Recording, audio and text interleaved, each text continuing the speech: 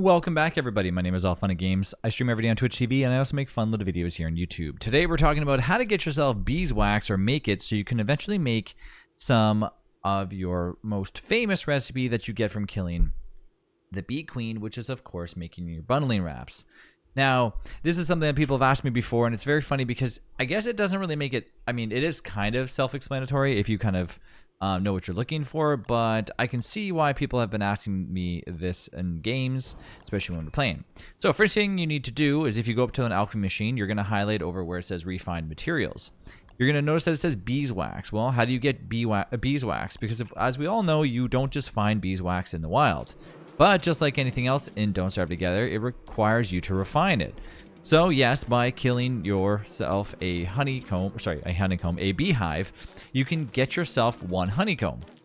And while you do this, of course, you can also go through the process of, killing the bee queen too and netting a few resources. But let's just say that you just want to get a few honeycombs. Now, these are obviously obtainable by just killing regular beehives and then taking them over to your alchemy machine.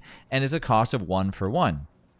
Then when you have beeswax, which I hope they eventually update the pictures of these, because it's funny, these seem to be the only photos that are still like outdated with like older drawings on them. I don't know, maybe it's just me, but I feel like they should really update them. It looks very weird.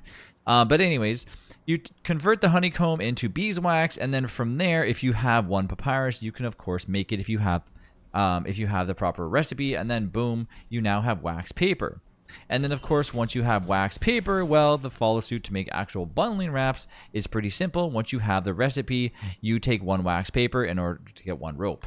And that is how you get yourself some amazing beeswax. It's funny because when I first started playing Don't Starve Together, I remember trying to find beeswax. I'm like, where is this? I don't know what I'm doing.